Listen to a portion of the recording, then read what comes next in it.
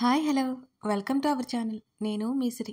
ఈరోజు మనం చెప్పుకోబోయే కథ ప్రియ నేస్తం పార్ట్ 109. కథలోకి వెళ్ళే ముందు లైక్ చేసి అలాగే వీడియోని హైప్ చేయడం మర్చిపోకండి. ఇక కథలోకి వచ్చేయండి. తన బ్యాగ్ తీసుకుని చీర తీసుకుని బాత్రూంలోకి వెళ్ళిపోయింది ప్రవర్తిక.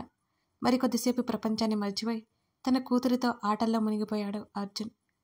నిద్రపోయిన రక్షని మెల్లిగా బెడ్ మీదకి చేర్చి చుట్టూ దిండెలు పెట్టి తనతో పాటు తెచ్చుకున్న గిటార్ బయటకు తీశాడు అర్జున్. బాల్కనీలో కూర్చున్నాడు మెల్లిగా వాయిస్తూనే. ప్రవర్తిక వస్తుందని తెలిసేలా ఆమె అందెల సడి మెల్లిగా అతని చెవులను తాకుతుంటే ఆమె జడలో తురిమిన మల్లెల వాసనలు అతన్ని చుట్టుముట్టాయి. మ్యూజిక్ ఇంకా సున్నితంగా వినిపిస్తోంది. అలవాటుగా అతన్ని వెనక నుంచి హత్తుకుని అతను ప్లే చేస్తుంటే మౌనంగా వింటోంది. వెన్నెలే ఆవిరై జీవితమే శూన్యమై ఎడారిలో మిగిలానులే ఓ సఖీ, నీ రాకతో నైరాశ్యమే కనుమరుగైంది, వైరాగ్యమే వదిలిపోయింది, నన్ను మరిపించింది నీ స్నేహమే, నన్ను మురిపించింది నీ ప్రేమే. ఊపిరిగా మారి మరొక జన్మ అందించి నన్ను చేరిన నా ప్రియనేస్తమా, నీ ప్రేమకు నేను బానిసన సుమ. మరో పావుగంట తర్వాత అతడు గిటార్ ఆపేశాడు ప్లే చేయడం. గిటార్ చేతిలో పట్టుకుని టీపాయ్ పెంత పెట్టి ఆమె మణికట్టు దగ్గర పట్టుకుని ముందుకు తెచ్చుకున్నాడు. నవ్వుతూ చూస్తుంది అతని వైపు. ఒక్క క్షణం ఆమెను చూసి అతను ఆశ్చర్యపోయాడు. ఏంటి అలా చూస్తున్నారు? ప్రవర్తిక కళ్ళెగరేసింది అదే చిరునవ్వుతో. ఆమెను పైనుండి కింద వరకు అలాగే చూస్తుంటే, ఈ చీర గురించే కదా మీ ఆలోచన? నా కోసమే తీసుకున్నారా? సింపుల్గా అయినా చాలా బాగుందే అంది ఆ చీర కొంగుని చేత్తో అటు ఇటు తిప్పుతూ. అది రక్ష చీరని చెప్పలేకపోయాడు అతను ప్రవర్తిక ముఖంలోకి చూస్తూ. ఆమెను మరిపించడానికి వచ్చిందేమో అని ఇప్పటి వరకు అనుకున్న అతని ఆలోచన తప్పైపోయింది. తనే రక్షగా మారి వచ్చింది. ఆమె రక్షే ఆమె. ఒకరు ఊపిరైతే మరొకరు హృదయం.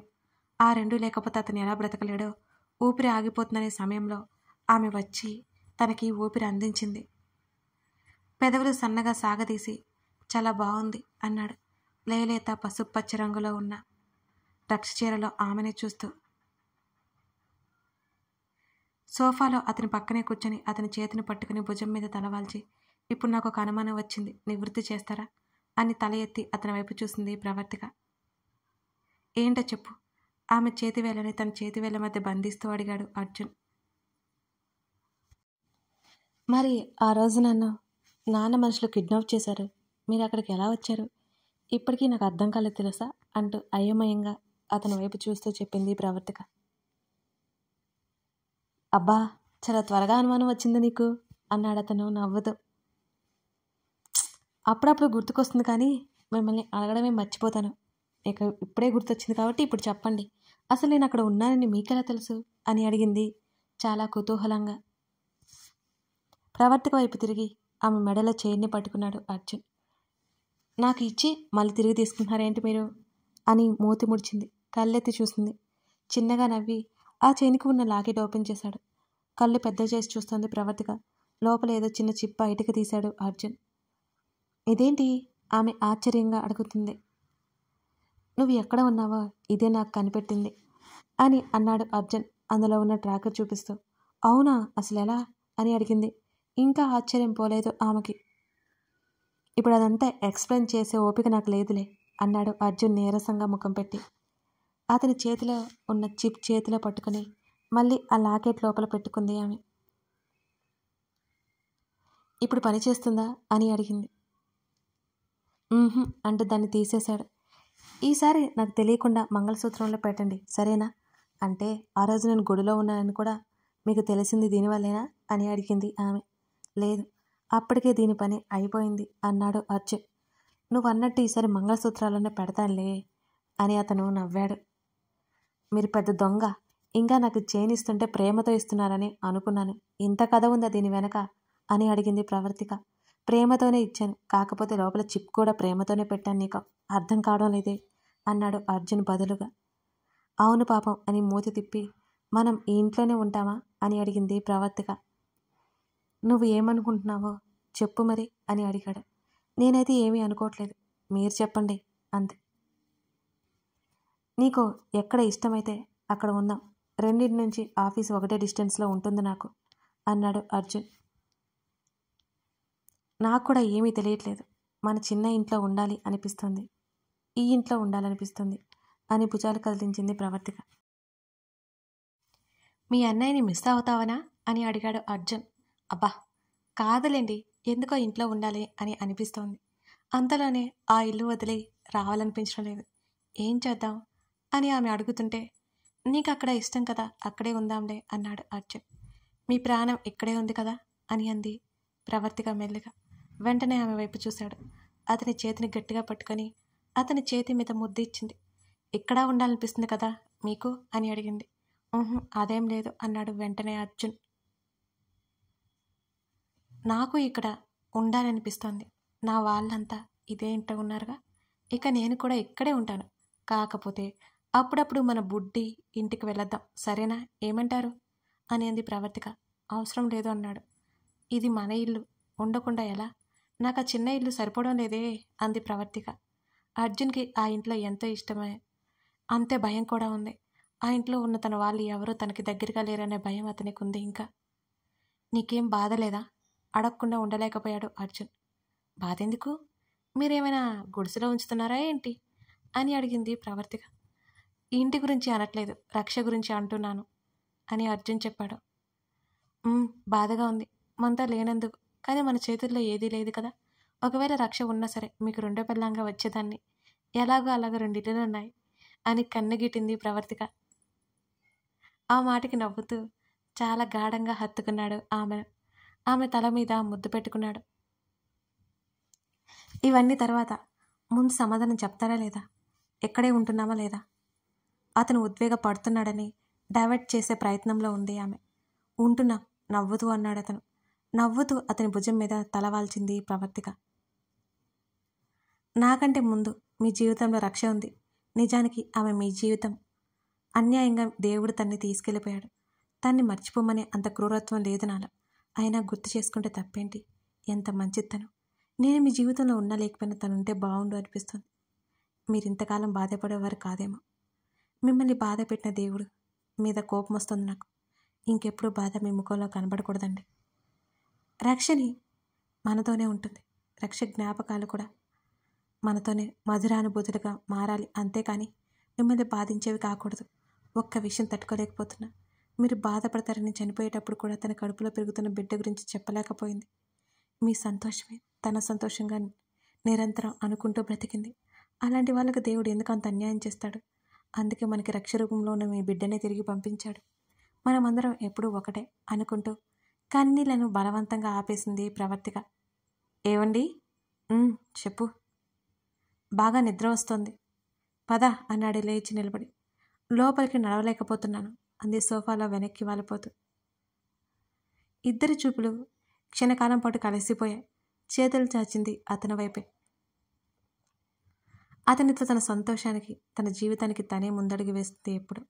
అతని ప్రేమను పొందాలి అని తొందర కాదు, అతని సంతోషం చూడాలి అని ఆతృత ఆమెలో. ఆమెని 2 చేతుల్లోకి తీసుకున్నాడు. తలుపులు మూసుకున్నాయి. తుంటరి గాలి తుంటరిగా లోపలికి ప్రవేశించింది. ప్రణయపు సంగమానికి పునాదిగా ఆమె పెదవులు ముద్దాడాడు అర్జున్. చల్లటి గాలి వాళ్ళిద్దరినీ చుట్టుముట్టి వారి మధ్య దూరడానికి సందు కోసం ప్రయత్నిస్తుంటే అది దానివల్ల కాలేదు. బిక్కమొహం వేసుకొని ఆ గాలి అక్కడి నుంచి పారిపోయి మరో గాలి వారి మధ్య చేరమని సవాలు విసిరింది. చాలాసేపటి వరకు ప్రయత్నించి పిల్లగాలి అలసిపోయింది. అక్కడే నిలిచిపోయింది. కాలం స్తంభించిపోయింది. ప్రవర్తిక నిద్రలేచేసరికి తండ్రి కూతుళ్ళు నిద్రపోతూ కనిపించారు. తన్ని చుట్టుకున్న అర్జున్ చేతిని విడిపించుకుంటుంటే, ఈ మధ్య సరిగ్గా రెస్ట్ కూడా లేదు, కాసేపు పడుకోవచ్చు కదా అని అన్నాడు అర్జున్.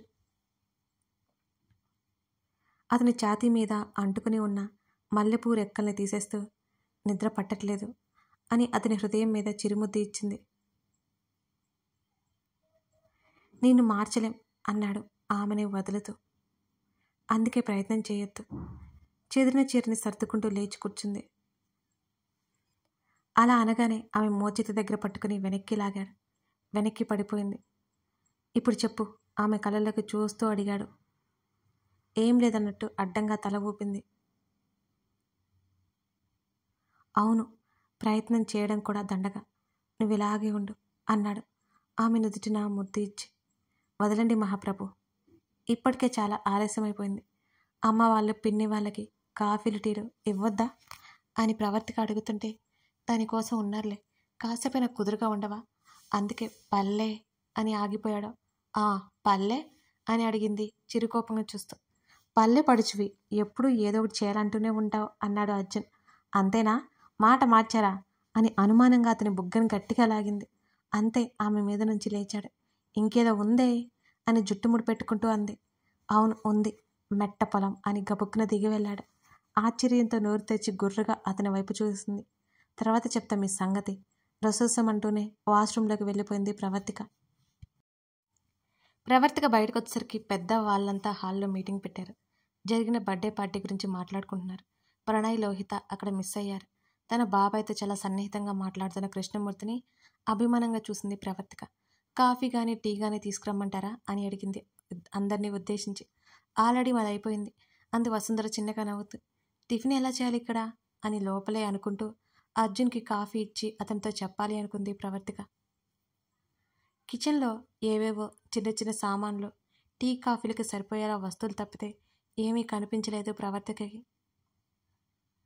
పాలు గబగబా వేడి చేసి 4 కప్పులు కాఫీ పోసుకొని ప్రణయ్ వాళ్ళ రూమ్ వైపుకి వెళ్తుంటే అప్పటికే లోహిత బయటకు వచ్చింది. లోహిత 2 చేతులు 2 కాఫీ కప్పులు పెట్టి తన గదిలోకి వెళ్ళింది. అప్పటికే రక్ష లేవడం, బెడ్ మీద కూతురుతో ఆడుతున్నాడు అర్జున్. బోర్లా తిరిగిన అతని జుట్టులో వేలు పెట్టి చిట్టి చిట్టి చేతులతో పీకుతోంది. డాడాడా అని నవ్వుతూ ఆడుతోంది. అర్జున్ గిలిగింతలు పెట్టి నవ్వుతూ పాప ఒడిలో బరువు పడకుండా తల ఆనించాడు. ఇంక ఎంతసేపైనా అలా ఆడుతూ ఉంటారు అని అనుకుని ఎవండోయ్ అని అంది ప్రవర్తిక. తల తిప్పి ఆమె వైపు ఒకసారి చూసి కళ్ళెగరేశారు అర్జున్. కళ్ళు దించి కాఫీ కప్పు చూపించింది. లేచి కూర్చుని, మరి నా బంగారానికి తీసుకురాలేదేంటి అని అడిగాడు అర్జున్. అది ఆల్రెడీ తాగేసిందిగా, మీరు తాగండి అంటూ ఎదురుగా కూర్చుంది ప్రవర్తిక. అయ్యో, అసలు విషయం చెప్పడం మర్చిపోయాను, ఇక్కడ వంట చేయడానికి ఏమి లేవు కదా, మరి ఎలా అని అడిగింది ప్రవర్తిక. ఈ రోజుకన్నీ అరేంజ్ చేస్తాను, మరిప్పుడు అని ఇప్పుడు బయట ఇక తప్పదు, వెయిట్ అంటూ ప్రణయ్కి కాల్ చేసి టిఫిన్ గురించి చూసుకోమని చెప్పాడు అర్జున్. మీరు మరీను అని అంది ప్రవర్తిక. ఇప్పుడు నేనేం చేశాను అన్నాడు అర్జున్ అయోమయంగా చూస్తూ. ఏం చేశారా, అన్నయ్యకి అవన్నీ ఎందుకు చెప్పారు, అసలే కొత్త పెళ్ళైన వాళ్ళు అని ఆమె ఇంకా ఏదో చెప్పబోతుంటే, కొత్త అంటే ఎంత, 5 నెలల 6 నెలల కళ్ళెగరేశాడు అర్జున్. అయినా ఏమి, 5 నెలలైనా కొత్తగా పెళ్ళైన వాళ్ళే కదా. ఆమె మాటను సమర్థించుకోవడానికి చూసింది. ఇవన్నీ వాడికి తెలుసులే, నేను ఎప్పుడు ఇంతమందిలో లేను కదా, వాడే కరెక్ట్ అని చెప్పాడు అర్జున్. అసలు విషయం ఏంటో అప్పుడు అర్థమైంది. సైలెంట్ అయింది ప్రవర్తిక. సారీ ఆమె చెప్పింది, పిచ్చి అంటూ ఆమె చేతిని పట్టుకుని, నాకు కొంచెం వర్క్ ఉంది, బంగారాన్ని అలా అందరిలోకి తీసుకెళ్ళు, ఆడుకుంటుంది అని చెప్పాడు అర్జున్. అప్పటికే చేతికిచ్చిన బొమ్మ నోట్లో పెట్టి పీకుతోంది. నాకు ఒకటిప్పటికీ అర్థం కాదు, మీరు ఉన్నప్పుడు ఇది ఎందుకని ఇంత సైలెంట్గా ఉంటుంది అని అడిగింది ప్రవర్తిక. ఏమో నాకేం తెలుసు, నా బంగారాన్ని మాటలు వచ్చిన తర్వాత అడుగు అని అన్నాడు అర్జున్. అబ్బో, బాగానే చెప్పారని మూతి ముడిచి తీసుకెళ్ళిపోయింది ప్రవర్తిక. ఉదయం నుంచి ఆ ఇంట్లో ఏదో ఒక వర్క్ జరుగుతూనే ఉంది. సాయంత్రానికి ఇల్లు రెడీ అయిపోయింది, అక్కడే ఉండడానికి అన్నట్టు సిద్ధం చేయించాడు అర్జున్. మన బట్టలు కేవలం 2 జతలు మాత్రమే పెట్టాను అంది టక్కున గుర్తుకొచ్చినట్లుగా. సరే మొత్తం తీసుకొచ్చేస్తాండే అని అర్జున్ అన్నాడు. నేను మీతో ఇప్పుడు వస్తాను, ఎలాగూ పిన్ని వాళ్ళు ఇక్కడే ఉన్నారుగా, రక్ష వాళ్ళతోనే ఉంటుందండి. సరే త్వరగా వెళ్ళొద్దాం రండి అర్జున్ అన్నాడు. పాప నిద్రపోతుందని వసుంధర కృష్ణమూర్తికి చెప్పి ఇద్దరు ఆ ఇంటికి బయలుదేరారు. అతను డ్రైవ్ చేస్తుంటే కిటికీల నుంచి బయటకు చూస్తూ కూర్చుంది ప్రవర్తిక. సాయంత్రం వేళ చల్లగాలి ముఖాన్ని తాగుతుంటే ఆమె ముఖం మీద ముంగర్లు అల్లరి చేస్తున్నాయి. వాటిని వెనక్కి సర్దుకుంటూ అర్జున్ వైపుకి తిరిగి, మొదటిసారి అతను తీసుకురావడం గుర్తుకొచ్చి, మీకు గుర్తుందా అంటూ అతని చేతిని చుట్టుకుని అతని మీదకు వాలింది ప్రవర్తిక. ఏంటది అని అడిగాడు. మన పరిచయం. అదెలా మర్చిపోతాను? ఎంత అమాయకంగా ఉండేదనివి, ఆ రోజులు అసలు మర్చిపోను అని అర్జున్ అన్నాడు. అంటే ఇప్పుడు గయ్యాల్లా తయారయ్యానా నేను అని అడిగింది వెంటనే. నేను అలా అనలేదే అని పెదవి విరిచి భుజాలు కదిలించాడు అర్జున్. నాకైతే అలాగే అనిపిస్తోంది అని అతని చేతి మీద గిల్లింది. ఈ అలవాటు ఎక్కడి నుంచి వచ్చిందో నీకు అని కనుబొమ్మలు ముడిపెట్టి ఆమె వైపు చూశాడు అర్జున్. ఎప్పటినుంచో ఉంది అంటూ అతని చేతిని ఇంకా బలంగా చుట్టేసింది ప్రవర్తిక. అయ్యయ్యో, పొరపాటు జరిగిపోయిందే అని అన్నాడు. ఏంటో అది, నువ్వు అమాయకురాలని పెళ్లి చేసుకున్నాను, కానీ ఇంత వైలెంట్ అని తెలిస్తే అసలు పెళ్లి చేసుకునేవాడినే కాదు అంటూ ఆమె వైపు చూశాడు. అవును మరి, నేనే వైలెంటు. ఆ రోజు ఇంటికి వచ్చిన రోజు కాదు, ఆ తర్వాత రోజు అనుకుంటా. కాదు, మొదటి రోజే. ఏదో ఒక రోజులే, ముందు విషయం ఏంటో చెప్పు అని విసుగ్గా అన్నాడు అర్జున్. ఆ సంఘటన నాకింకా గుర్తుంది. పెద్ద గ్లాస్ డైనింగ్ టేబుల్ తమరి చేతి వాటానికి భల్లున పగిలింది. ఆ దెబ్బకి నా గుండె కూడా ఆగిపోయినంత పనైంది. అక్కడే తెలుస్తుంది ఎవరు సైలెంటో ఎవరు వైలెంటో అంటూ పెదవి విరిచింది. కోపం అనేది ఒకటి ఉంటుంది, తెలుసుకో అన్నాడు అర్జున్. తెలుసుగా, నాకెందుకు తెలియదు, దగ్గరుండి మరి ఎన్నోసార్లు చూశాను కదా, కళ్ళు తిప్పుతూ చెప్పింది. దెప్పి పొడుస్తున్నావా అని అర్జున్ అన్నాడు. ఒకసారి ఆమె వైపు చూసి తల తిప్పి రోడ్డు వైపు చూస్తూ, నిజాలు దెప్పి పొడుపుల్లా ఉంటాయట. ఆమె మాటలకి కారు బ్రేక్ వేశాడు. ఆమె ముందుకు తూలిపోతుంటే ఆమె నుదురు దగ్గర చేతిని అడ్డుపెట్టి ఆమె సరిగ్గా కూర్చున్న తర్వాత చేతిని తీశాడు. కోపమే అని అడిగింది నాటకీయంగా.